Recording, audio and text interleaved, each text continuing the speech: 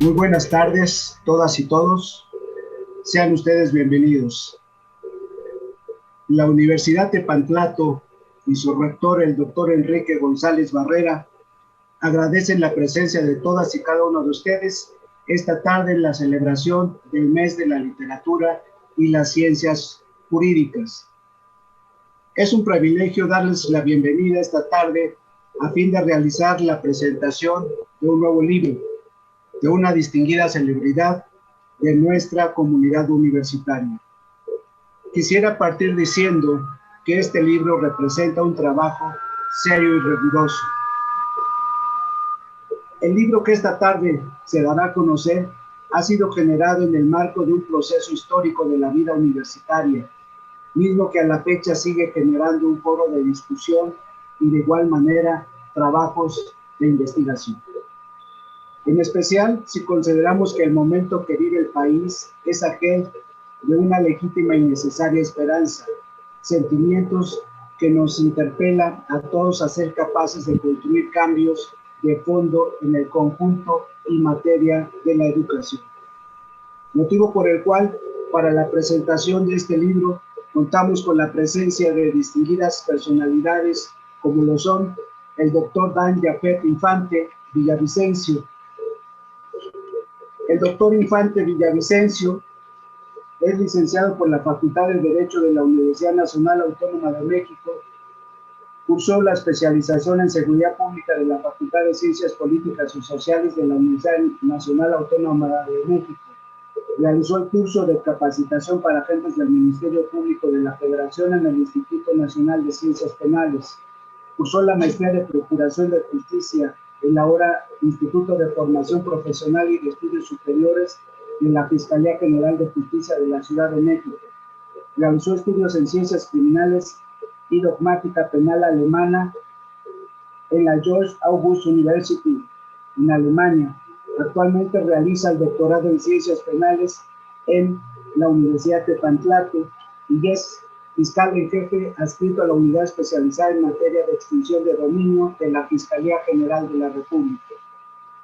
También contamos con la presencia del licenciado Roberto Díaz Portillo, profesor en el Centro de Enseñanza para Extranjeros y de la Facultad de Artes y Diseño, ambos campus Taxco Guerrero, de la Universidad Nacional Autónoma de México. Participó en la Facultad de Ciencias en la huelga estudiantil en 1999 en la Universidad Nacional Autónoma de México. De igual manera, contamos con la presencia del licenciado Eduardo Galaviz Macías, licenciado en Economía, especializado en Finanzas Públicas y miembro del colectivo Juventud Revolución, que participó en la huelga estudiantil en 1999 en la Universidad Nacional Autónoma de México. Y por supuesto, contamos con la presencia de nuestra distinguida maestra Dolores Hernández García, quien es egresada de la Facultad de Derecho de la Universidad Nacional Autónoma de México y realizó una segunda licenciatura en Ciencia Política y Administración Pública en la Facultad de Ciencias Políticas y Sociales de la misma universidad. Cuenta con el grado de especialista en Derecho Civil, otorgado por la División de Estudios de Posgrado en la máxima casa de estudios. Es catedrática de la propia universidad, abogada litigante. Su experiencia profesional ha trascendido tanto en la iniciativa privada como en la administración pública, habiendo desempeñado diversos cargos en las áreas de Procuración de Justicia, amparo, responsabilidades administrativas, licitaciones públicas y contratos, nulidades, derecho laboral, derechos del consumidor, derechos humanos y derecho ambiental, y autora del libro que hoy presentamos esta tarde con la denominación UNAM, Crisis de Fin de Siglo. Bienvenidos todos y cada uno de ustedes, y a fin de dar inicio a esta celebración de la presentación de este libro, UNAM, Crisis de Fin de Siglo, concedemos el uso de la palabra al doctor Dan Jafet Infante Villavicencio a fin de que haga una presentación del libro que esta tarde estamos presentando a todas y todos y cada uno de ustedes. Adelante, doctor.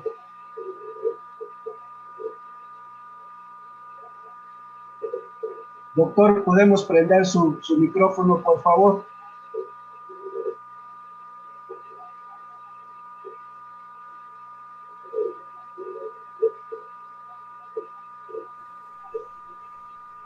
¿Qué tal? Muy buenas tardes. Muchas gracias al doctor Roberto Rodríguez por la presentación que nos acaba de hacer. Buena tarde tengan todas las personas que nos ven a través de la plataforma virtual. Bienvenidas y bienvenidos al Mes de la Literatura y Obras Jurídicas, aquí en su Casa del Conocimiento, la Universidad Tepantlato. El día de hoy arrancamos estas jornadas con una obra intitulada UNAM, Crisis de Fin de Siglo. Y qué mejor contar con la persona más adecuada, la autora, mi estimada amiga y colega, Dolores Hernández García. Además, el día de hoy contamos con dos panelistas de lujo para comentar este libro tan importante e interesante que sin lugar a dudas ha dado pues bastantes cuestiones de qué hablar, sobre todo en la Universidad Nacional Autónoma de México, el impacto que ha tenido en el Estado mexicano y cuáles han sido los fenómenos que han traído consigo los movimientos estudiantiles, que al final tienen un fin y tienen como objetivo principal conservar esa parte fundamental de los seres humanos como lo es la educación y en particular la educación pública. Tenemos al doctor Roberto Díaz Portillo y al doctor Eduardo Galaviz Macías. Y bueno, pues vamos a comenzar con la presentación de esta obra, que no solo es de vital importancia para la universidad, sino para el país entero. En primer lugar, me gustaría que tomara la palabra el doctor Roberto Díaz Portillo. Bueno, muchísimas gracias. Buenas tardes. Ya me doctoraron. Bueno, yo soy egresado de la Escuela Nacional de Antropología e Historia, etnohistoriador, y vengo en mi calidad de participante del Consejo General de Huelga de 1999-2000 en la Facultad de Ciencias. En aquellos días yo estaba cursando la carrera de físico. Pero bueno, vamos a tratar de ubicar un poquito este libro y la importancia que tiene desde la perspectiva de mi área de conocimiento, que es el área, digamos, tanto inter como transdisciplinar de la historia y la antropología, que es la etnohistoria.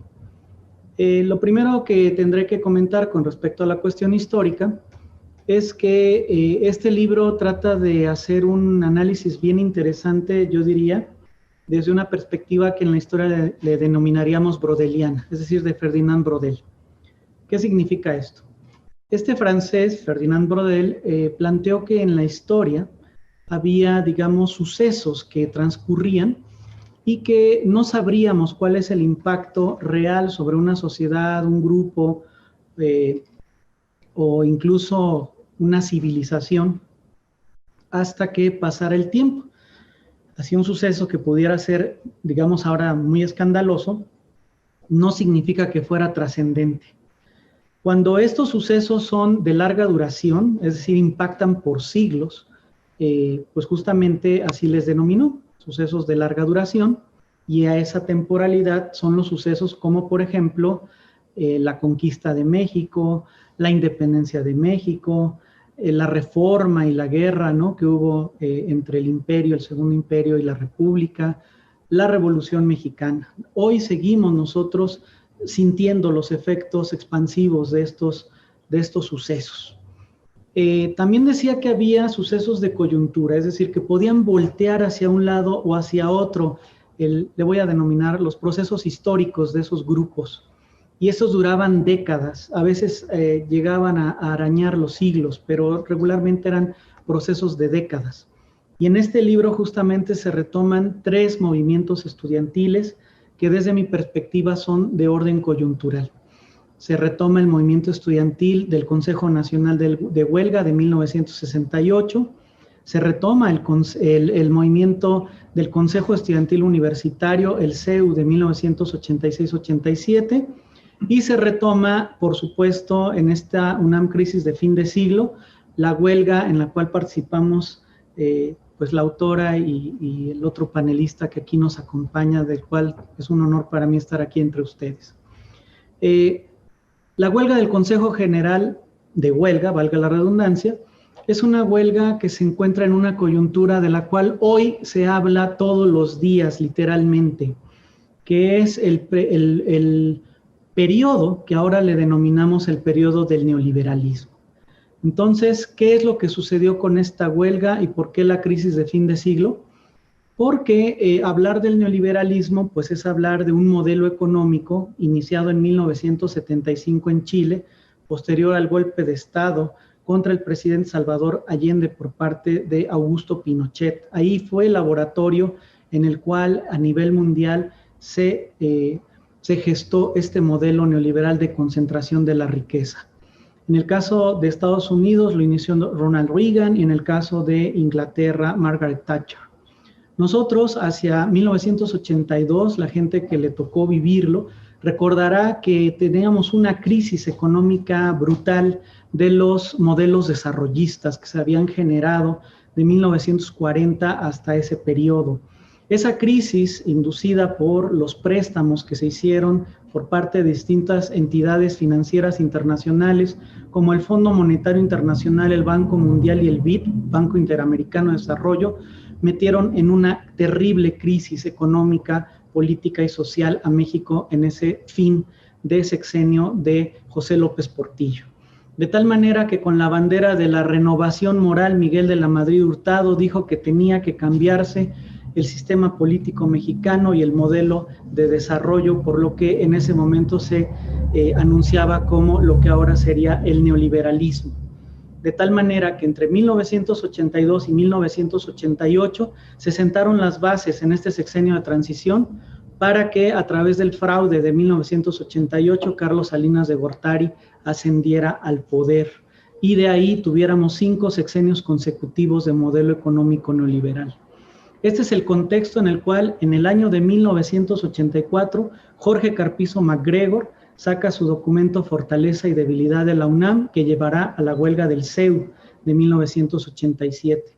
Es en este contexto que en el año de 1997 el entonces rector, el doctor Barnés, hace la nueva modificación a los reglamentos de inscripciones y de cuotas dentro de la universidad, que son aprobados por el Consejo Universitario y que después de 2 años, en el año de 1999, después de un proceso larguísimo de acumulación de fuerzas por parte del estudiantado, surge el Consejo General de Huelga. El Consejo General de Huelga fundamentalmente es una respuesta que se enmarca dentro de los movimientos sociales de resistencia que se gestaron dentro de este periodo denominado neoliberal, entre otros el del 1 de enero de 1994 del Ejército Zapatista de Liberación Nacional. Es importante mencionar esto por la horizontalidad que el propio movimiento manifestó con respecto a la participación de las distintas escuelas y facultades que estaban representados en el CGH. De tal manera que cuando estalla la huelga, el 20 de abril de 1999, el rector Barnés declara: estoy listo para una huelga larga. Si consideramos los antecedentes históricos, la huelga del CNH de 1968 o el movimiento en su conjunto se extendían del 26 de julio de 1968 al 10 de diciembre del mismo año, 5 meses. Esta huelga duró 10 meses. Es decir, nadie estaba preparado para ninguna huelga de ese tipo, no digamos en México. A nivel mundial no había antecedentes históricos de una resistencia tan larga contra un Estado que ya había intentado en 2 ocasiones, reitero, 1986-87, la privatización de la educación superior en México y que por segunda ocasión lo volvía a hacer en 1997. La resistencia de los estudiantes entonces de la UNAM no era solamente para luchar en contra de las cuotas, que es lo que todo el tiempo se dijo. Es que ¿por qué se oponen al incremento de cuotas? Es que podemos indexar las cuotas al salario mínimo. Es que los estudiantes que están dentro de la universidad no les va a aplicar la reglamentación porque la ley no es retroactiva. Sin embargo, los estudiantes del CGH del 99-2000 no estaban pensando, como no lo hicieron los del 68 y no lo hicieron los del 86-87 en ellos. Estaban pensando en las generaciones futuras, de tal manera que si el sistema que se había establecido por parte de la rectoría hubiera avanzado, hubiera metido un terrible sesgo socioeconómico en lo que es la conformación de la matrícula estudiantil universitaria, en virtud de que el presupuesto de la UNAM supera incluso al de varios estados de la República. Es decir, ni siquiera en la actividad de la docencia de las 4 funciones sustantivas de la universidad, docencia, investigación, extensión académica y difusión, iban a poder servir para poder hacer parte importante del presupuesto de la UNAM. Es decir, lo que había detrás era un modelo que definía a estos 5 sexenios de 1988 al 2018. La huelga entonces del Consejo General lo que hizo fue detener esta embestida neoliberal que alineaba a la Universidad Nacional Autónoma de México a los intereses de clase de estas capitales nacionales y transnacionales que pretendían la privatización de la educación superior en México, misma que, entre otras cosas, eliminó el crecimiento de la matrícula universitaria, eliminó el crecimiento de la propia universidad con respecto a su infraestructura e instalaciones, y que ahora tenemos a vistas cómo es que nos siguen haciendo falta muchísimos, miles de profesionistas. Nos hacen falta médicos, nos hacen falta ingenieros, nos hacen falta toda clase de cuadros de primer nivel que genera la Universidad Nacional Autónoma de México, que consideramos es el proyecto cultural y educativo más importante de Iberoamérica y que es hoy por hoy la mejor universidad dentro de este espacio que acabo de mencionar. Pues esa, digamos, sería más o menos mi análisis con respecto a este libro que debemos de leer, porque nos hace justamente un recorrido que yo llamaría incluso brodeliano sobre estos 3 movimientos y que pone énfasis en la huelga del CGH. Sin embargo, con mucho, no es lo único que toca la licenciada y maestra Dolores Hernández García. Pues sin más que agregar, esa sería mi intervención y muchísimas gracias. Muchas gracias. Agradecemos al licenciado Roberto Díaz Portillo por su valiosa participación y le cedemos nuevamente el uso de la palabra al doctor Dan Jaffet para que continúe con la secuencia de la presentación de este libro. Muchas gracias. Le agradezco mucho al licenciado Roberto Díaz Portillo, que ya lo doctoré, por cierto. Muy bien, me parece muy adecuada su introducción, su análisis que hace en cuanto a la perspectiva histórica. Obviamente, pues, comentar el libro nos tardaría, pues, incluso días, ¿no? Sin embargo, esta es una primera introducción, un primer saque para que nosotros querramos tener ese interés para poder analizar esta obra, que la verdad en lo particular, desde mi punto de vista, tiene muchas aristas por las cuales se puede analizar este libro en particular, este fenómeno estudiantil, que como ya bien mencionó, acarrea desde 1968 hasta el movimiento del 99-2000. Ahora bien, me gustaría también darle la palabra al licenciado Eduardo Galaviz Macías, que nos va a dar una perspectiva distinta acerca de este libro de manera general, sin embargo, bastante importante e interesante para poder entender esta obra. Por favor.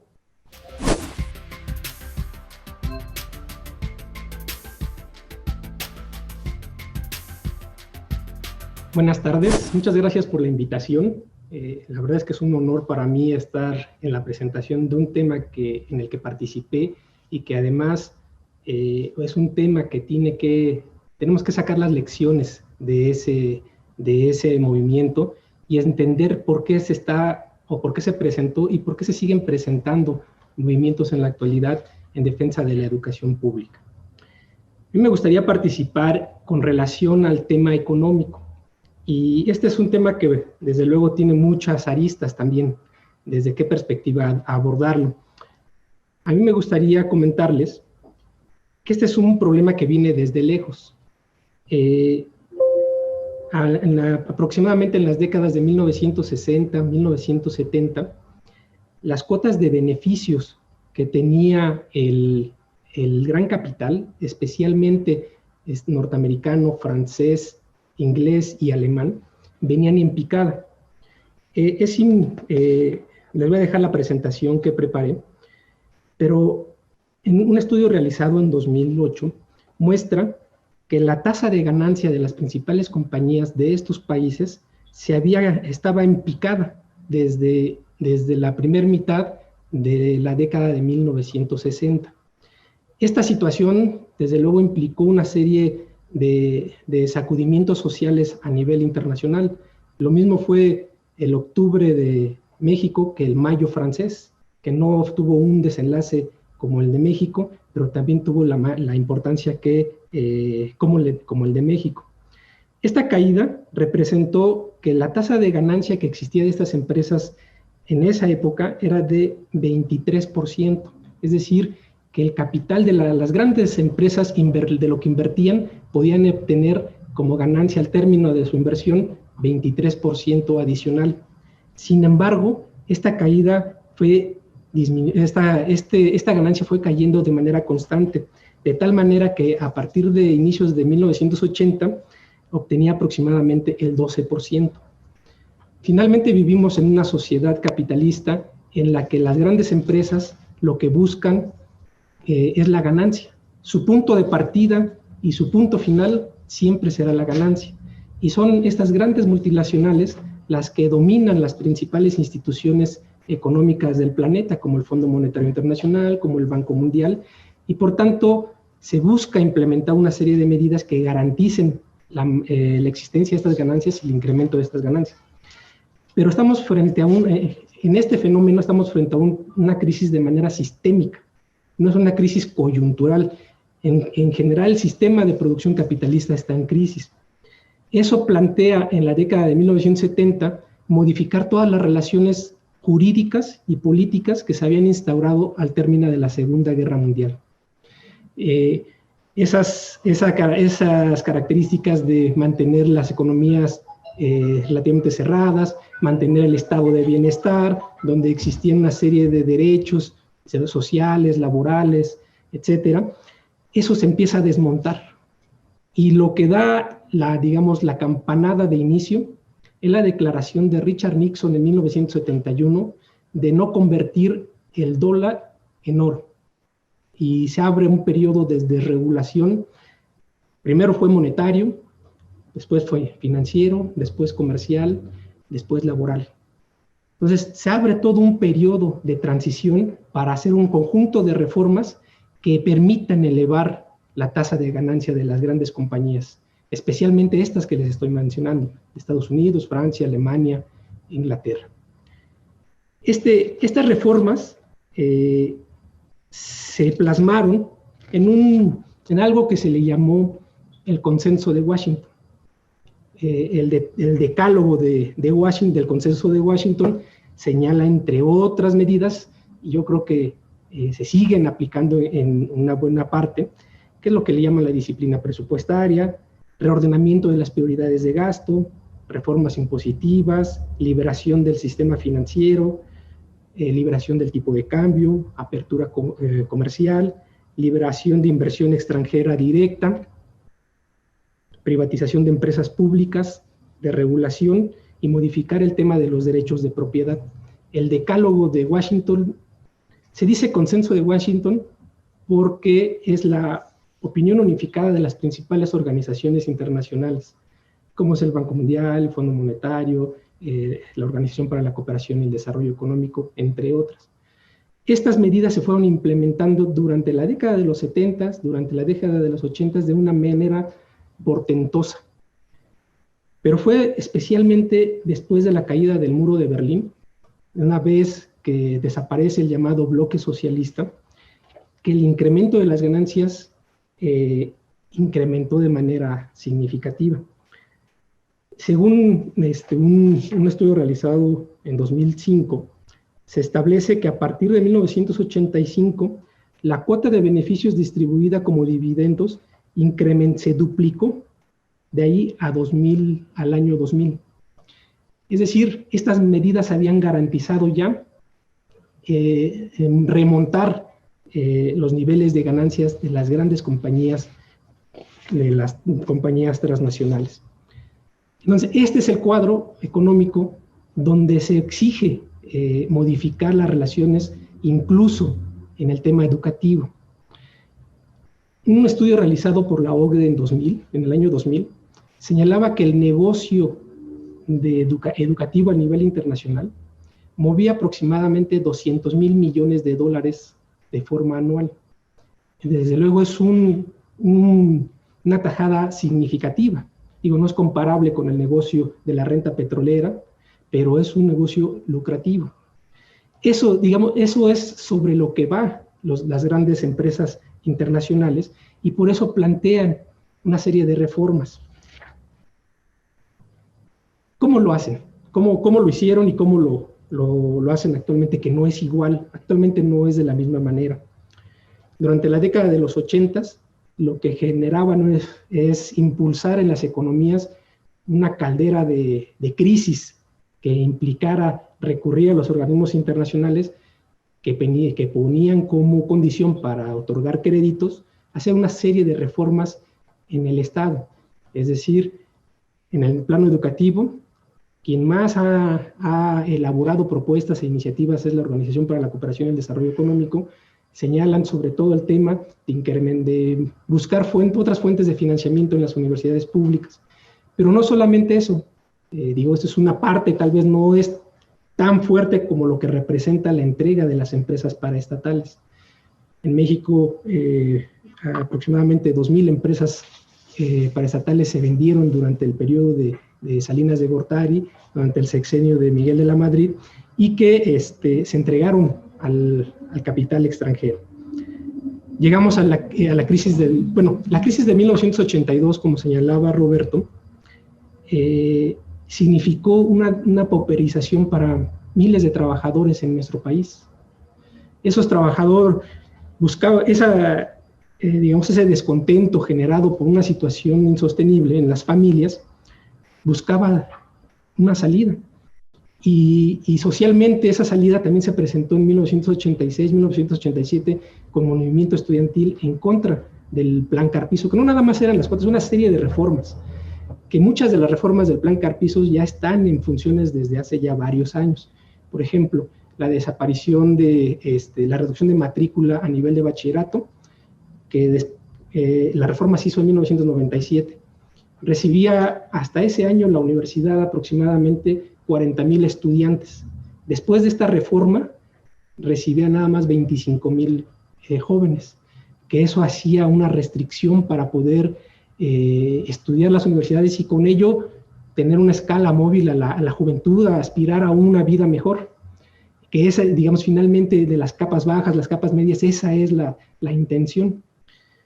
En 1994 se desata lo que se llama el efecto tequila, la primera crisis moderna. La primera crisis moderna del sistema financiero después de que se implementan las políticas, en mi punto de vista, mal llamadas neoliberales, porque es a partir de la especulación financiera, la devaluación del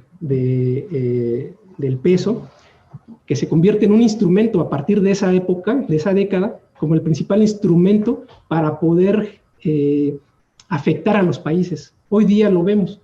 Estados Unidos utiliza el control de tipo de cambios para enfrentar a Venezuela, utiliza el control de tipo de cambio para enfrentar a China, para enfrentar a Japón. Esta crisis abre este nuevo tipo de mecanismos que utiliza el capital financiero internacional. 5 años después, los que vivimos en esa época recordamos que platicábamos con los vecinos, con las personas cercanas a nosotros, y la mayoría o buena parte de ellos habían perdido el empleo o en sus empleos les habían reducido el salario. Eso era lo que permeaba en esa época.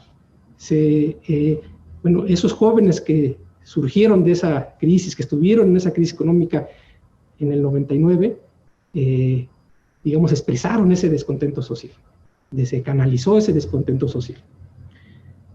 Hay una situación nueva, ya trataremos sobre la crisis que abre la crisis de subprime en 2008, que abre una nueva manera de llevar las crisis. En este esquema, los ataques a la escuela pública que lleva la Organización para la Cooperación y el Desarrollo, me gustaría resaltar dos aspectos. Uno, en 1987, la OCDE emite un documento. En ese documento señala dos elementos que sirvieron como soporte, porque de alguna manera ellos son los que, en relación con los gobiernos en el momento, implementan medidas concretas. Ahí planteaba la OCDE la política de autofinanciamiento de las universidades y su vinculación con las empresas. Autofinanciamiento es incrementar la colegiatura, que bueno, que hay que decirlo que las universidades públicas, ya el hecho de los costos de transporte y de alimentación, el hecho de que un joven no trabaje, ya genera una carga en las familias, sobre todo de las familias más empobrecidas de nuestro país, que hablamos que la mitad de la población de México se encuentra en situación de pobreza. Eso ya es una situación que limita el acceso de los jóvenes a las universidades. Agregar en las cuotas a las universidades públicas incrementa esa dificultad de acceso a más jóvenes. En el 99, el Banco Mundial propone recuperar costos en las universidades. Este documento, en su momento fue denunciado, ligaba directamente el incremento de cuotas en la UNAM y establecer un programa de préstamos educativos, implementar el modelo educativo norteamericano, de prestar a los jóvenes para que después de que terminen de estudiar, lo paguen. Ese fue el modelo que plantearon en 1999 y que ese es el elemento más sensible que detona el movimiento de huelga de 1999. El libro que plantea, que nos presentamos el día de hoy, a partir de la huelga de 1999, situando cuáles fueron las raíces, qué es lo que detonó este movimiento, nos plantea, la lectura de este documento nos plantea si es necesario o fue necesaria esa movilización y esa huelga en 1999. ¿Habría otra forma para poder enfrentar esta situación? Yo creo que no. Se cerraron todos los caminos donde se le planteó a la autoridad, retrocede la modificación, abrimos un periodo de discusión, no hubo intención de hacer eso. Fue a sesionar el Consejo Universitario para aprobar la reforma al reglamento al Instituto de Cardiología. Luego se cerró toda posibilidad. La única forma era ampliar la movilización y lanzarse a la huelga. Quiero señalar también que toda esta situación económica del país en el momento se manifestaba o se expresaba a través de ese movimiento estudiantil y que en otros sectores no habían logrado poder abrir posibilidades. Ni siquiera el Sindicato Mexicano de Electricistas, que en ese entonces existía, que tenía un poder significativo, pudo abrir una posibilidad. El movimiento magisterial muy fuerte que hacía una década había roto el aislamiento nacional con las movilizaciones de 1989, en el 99 había una situación muy difícil. Sectores como en Michoacán, en Guerrero, en Oaxaca, en Chiapas, hacían movilizaciones, pero no había la manera de canalizar toda esa resistencia. Había mucho descontento. Se canalizó, socialmente se canalizó y se expresó en ese año a través de la huelga del 99. Creo que no había otra posibilidad.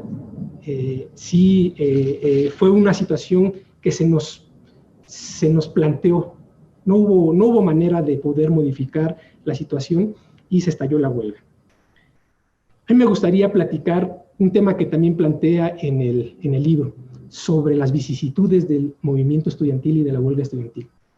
Los que lo vivimos, los que estábamos adentro, los que estaban afuera. Hay muchas opiniones encontradas.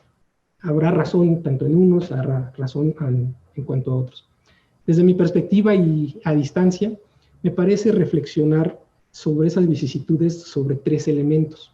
Uno, la política que se estableció por el Consejo General de Huelga en 1999, una vez que estalla la huelga, fue diálogo público con la autoridad. Pero el diálogo público, la autoridad no estaba de acuerdo en realizarlo. mantenerse sobre esa posición, desde mi perspectiva, no había posibilidades de abrir una salida al movimiento. Una salida que permitiera hacer a la autoridad retroceder en la implementación del reglamento y a la vez mantener en pie el movimiento para futuras acciones. Esa es, desde mi perspectiva, desde esta política se fue encerrando y un poco, digamos, evitando la posibilidad de abrir una salida, y de ahí el alargamiento de la huelga. Desde mi perspectiva, lo correcto hubiera sido plantear a la autoridad, bueno, no hay la posibilidad de realizar un diálogo, abramos un proceso de negociación. Un proceso de negociación, como las negociaciones que existen, se establece un mínimo, es decir, tú cedes en esta parte y nosotros en esta parte, y para nosotros, desde mi punto de vista, lo mínimo era ceder en que todas las reformas implementadas, las reformas al reglamento, tenían que ser puestas hacia atrás, desistir de esa reforma e iniciar el proceso de negociación. Y en función de eso, que negociar no es lo mismo que dialogar. Dialogamos y no necesariamente llegamos a un acuerdo. Negociar es forzosamente llegar a un acuerdo. Y era llegar a un acuerdo que, digamos, garantizara regresar el movimiento estudiantil en condiciones fuertes y preparar próximas acciones. Cosa que no sucedió después de la entrada de la Policía Federal a la universidad.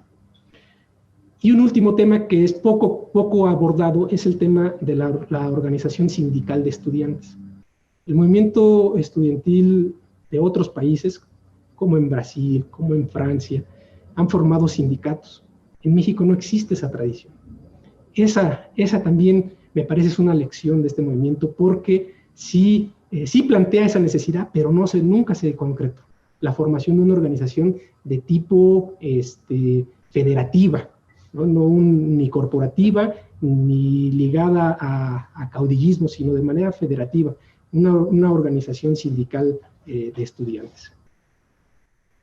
¿Qué logró el movimiento del 99?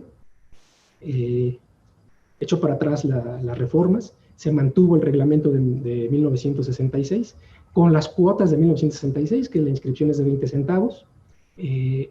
Eso fue lo que logró. A mí me parece un logro en ese sentido, pero por otro lado, no permitió dar continuidad al movimiento estudiantil ni la posibilidad de extenderlo a nivel nacional, ni formar organizaciones de jóvenes o de estudiantes que garantizaran estos movimientos. Y lo digo por lo siguiente, cuando me invitaron a participar en la presentación del libro de Dolores, me puse a investigar, a leer un poco las cifras de este pasado informe de gobierno, y descubrí dos cosas que me parece importante resaltar. Uno, el porcentaje del presupuesto educativo con relación al PIB. Ese porcentaje en México, de 2012 a 2019, bajó de 4 a 3.5. Es decir, aun cuando se ha planteado que la participación del gasto federalizado con relación al Producto Interno Bruto incremente, durante el sexenio pasado disminuyó de manera significativa, de 4.2, que era en 2014, disminuyó a 3.5. O sea, estamos hablando de cantidades de recursos enormes. Pero contrariamente, si vemos la otra parte, la participación de los servicios educativos en el Producto Interno Bruto aumentó de 2012 a 2018. Aumentó de manera también significativa, pasando de 660,000 millones de pesos a 685,000 millones de pesos. La participación ¿qué quiere decir? Que, digamos, todas estas reformas, si bien se detuvieron momentáneamente, han ido aumentando, creciendo de manera silenciosa. Y no hay una fuerza social que en este momento garantice echar para atrás. ¿Pero qué dicen también las actuales organizaciones internacionales? También en 2019, en el año pasado, la Organización para la Cooperación y Desarrollo Económico publicó un documento que se llama Educación Superior en México, Resultados y Relevancia para el Mercado Laboral. Un conjunto de recomendaciones. Ese documento es: tienes que hacer, tienes que hacer, tienes que hacer, tienes que hacer. Bueno, veamos la recomendación número 6. Dice, introducir un nuevo mecanismo de financiamiento ordinario para la educación utilizando fórmulas de financiamiento y ponderaciones. Se vuelve a plantear esto. Hay más aspectos. El problema de la huelga del 99 no solamente planteó el tema del financiamiento, el tema de las cuotas, sino otra serie de temas. El documento vuelve sobre lo mismo. No sabemos, no digamos ahora sí que la moneda sigue en el aire, ¿no? Por un lado, siguen avanzando todas estas medidas, por otro lado, todavía en niveles eventuales no hay esa fuerza, pero socialmente el resultado de las elecciones de 2018 muestran un hartazgo a la situación económica y social en la que se impera en el país. Obviamente por parte de la mayoría de los sectores de trabajadores, de campesinos, de sectores empobrecidos. Muchas gracias.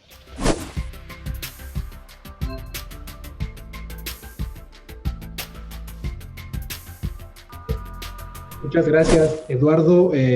Pues básicamente un análisis desde 1968 hasta la actualidad, bajo un modelo económico que tú consideras que no debe ser llamado neoliberal, pese a la crisis del capitalismo que nos planteaste en un momento, se dio ese cambio de las relaciones jurídicas, sociales y económicas, y da como resultado una serie de protocolos, de artículos, e incluso el decálogo, ¿no? El Consenso de Washington, donde participa el Fondo Monetario Internacional, el Banco Mundial, otras instituciones internacionales, las cuales plantean medidas a partir de las sugerencias de empresas transnacionales para poder modificar este modelo económico.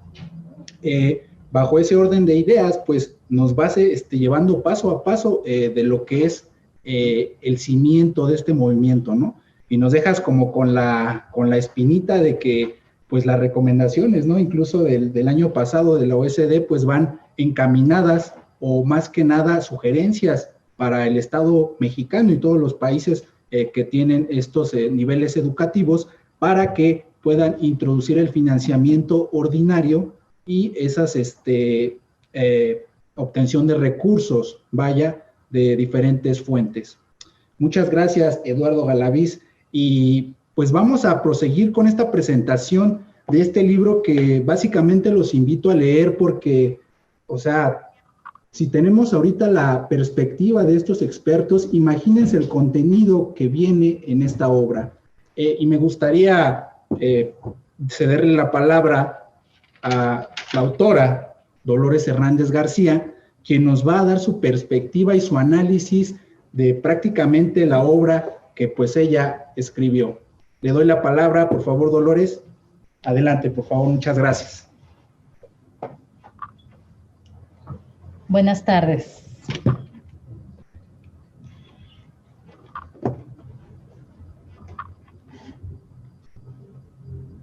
En primer lugar, quiero agradecer a esta prestigiosa universidad, Tepantlato, por ser la anfitriona del evento. En particular, a sus autoridades y en especial al señor rector, el doctor Enrique González Barrera, por haber permitido y organizado este evento excelente, así como al maestro Dan Jafet Infante Villavicencio, por su apreciable intervención para que se llevara a cabo y por sus palabras al presentar este libro, UNAM, Crisis de Fin de Siglo. Independientemente de la antipatía o la simpatía que en cada persona generó la suspensión de actividades en la Universidad Nacional Autónoma de México en el año de 1999, es indudable que este fue un hecho ocurrido en la institución educativa de mayor antigüedad en el país y la más importante del mundo de habla hispana, que tuvo diversas consecuencias en varios sectores. Inclusive, aquí vemos dos, desde el punto de vista económico y desde el punto de vista de la etnohistoria. Incluso me atrevería a decir que actualmente aún se perciben varias de sus secuelas. Mis compañeros han señalado algunas. Yo, desde el punto de vista de la ciencia política, simplemente dejo como botón que actualmente el presidente constitucional ha manifestado en diversas ocasiones la necesidad de una reforma al artículo 3º constitucional. Estas circunstancias me hacen sostener que es un evento pretérito, trascendente, el cual no es posible obviar o ignorar. Desde antes de iniciar la suspensión de actividades universitarias, existieron varias voces que reprochaban a ese fenómeno no ser un movimiento social, en el que no participaban verdaderos estudiantes universitarios, que tampoco utilizaban mecanismos democráticos y, por tanto, era ilegal. Esas críticas han perdurado a lo largo de varios años. El contraste entre las emociones y percepciones que el conflicto universitario produjo y que he tratado de resumir anteriormente, me hicieron reflexionar para abordar con apoyo en teorías, métodos y técnicas de investigación de la ciencia política este fenómeno. En el libro busco despejar 3 hipótesis. ¿Fue la huelga estudiantil de 1999 un movimiento social? Lo que analicé tomando en cuenta las teorías estructural funcionalista, la de movilización de los recursos, la movilización de los recursos, que es la heredera del utilitarismo analítico y sociología de la acción. Para dilucidar si los paristas universitarios habían utilizado métodos democráticos, acudí al legado de Norberto Bobbio y Giovanni Sartori. Finalmente distancié las ideas de legalidad y legitimidad, debido a que la primera se encuentra en el mundo jurídico y la pretensión no era enjuiciar al fenómeno social, sino entenderlo en la dimensión científica social, por lo que abordé el tema de legitimidad con apoyo en las ideas de microdemocracia, horizontalidad y en las posturas de dominación y resistencia de Michel Foucault. A partir de esa base teórica, con una definición prescriptiva, fui verificando los aspectos, características, la toma de decisiones y acciones realizadas por los participantes de la huelga universitaria. Fue entrelazar el ideal de las posturas doctrinarias con la realidad del suceso, apoyándome en publicaciones periodísticas, en documentos expedidos por los diversos actores en el conflicto, como las autoridades universitarias, maestros eméritos, órganos de representación estudiantil, corrientes de pensamiento formadas por los paristas, así como las experiencias que recabé con entrevistas de algunos estudiantes. Las aristas son muchas. Hoy solamente presentamos 3, desde el punto de vista económico, desde el punto de vista de la historia y desde el punto de vista de la ciencia política.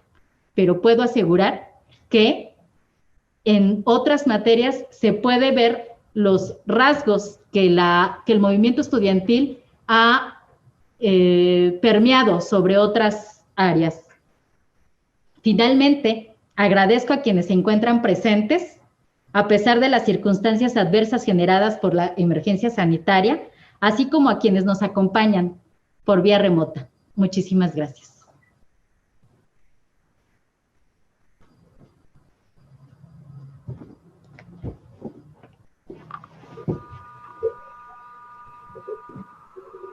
Muchas gracias a la maestra Dolores Hernández García, y quisiera solicitarle a ver si tenemos la oportunidad para que nos diga qué librerías, por qué medios podemos adquirir sus libros, si están dentro de la universidad, o bajo qué mecanismos se pueden adquirir para las personas que estén interesadas en poder realizar la adquisición de su obra y poder hacer un estudio minucioso de trabajo tan interesante como lo ha planteado usted y los participantes en esta tarde. La obra puede ser adquirida en mi correo electrónico xdhernandez@hotmail.com, o mejor aquí en la Universidad Tepantlato, Y los teléfonos pueden marcar al 5534 02 30 35 y 55 32 34 97 00. Aquí en la universidad, el costo es prácticamente el de impresión, es de 160 pesos y solamente es de 50 pesos por costo de envío. Pero aquí se puede comprar, adquirir, y también tienen mi correo electrónico. Si quieren hacer algún comentario, con mucho gusto lo recibo, lo estudio y lo comento también. Gracias. Muchas gracias, maestra. Y finalmente, para concluir esta celebración, cedemos el uso de la palabra al doctor Jan Japet a efecto de clausurar los trabajos en la presente exposición del libro de esta tarde. Adelante, doctor. Gracias, doctor Roberto Rodríguez. Pues muy buenas las palabras de la autora. Básicamente es un libro que tenemos que leer, ya seamos abogados, seamos médicos, seamos economistas, ingenieros, politólogos, cualquier carrera. Es necesario leer este libro. ¿Por qué? Porque al final todos pasamos por la universidad. Y si no pasamos nosotros por la universidad, tenemos hijos que probablemente lo vayan a hacer. Entonces es importante conocer todo este tipo de contextos. Lo más importante también respecto de la obra, básicamente es el fundamento metodológico que tiene para poder plantear y abordar este análisis. La teorización de un movimiento social no es nada sencillo, y ni siquiera tampoco es nada sencillo la investigación cuantitativa, cualitativa, mixta, etcétera. Entonces, yo sí los invito a que adquieran la obra, la lean y reflexionemos acerca de la importancia, cuál es el rumbo que tiene nuestra educación en México, no solo de la Universidad Nacional Autónoma de México, sino de las demás universidades públicas, privadas y en general la educación pública en nuestro país, la educación media superior y la educación superior. Pues muchas gracias a todos por estar conectados el día de hoy. Los invito a poder adquirir la obra. Como ya les hizo mención de los números de teléfono, yo se los voy a repetir. Aquí en la Universidad Tepantlato pueden adquirir la obra y a los teléfonos 55 34 02 30 35 y 55 32 34 97 00. Pues muchas gracias a todos por estar el día de hoy. Como ya les dijo la autora, Dolores Hernández García, ella está atenta a sus comentarios y a todas sus participaciones. Bienvenidas. Doctor Roberto Rodríguez, muchísimas gracias por dirigir este magno evento y pues básicamente con esto arrancamos el mes de la literatura jurídica, de la literatura aquí en la Universidad Tepantlato. Muchísimas gracias.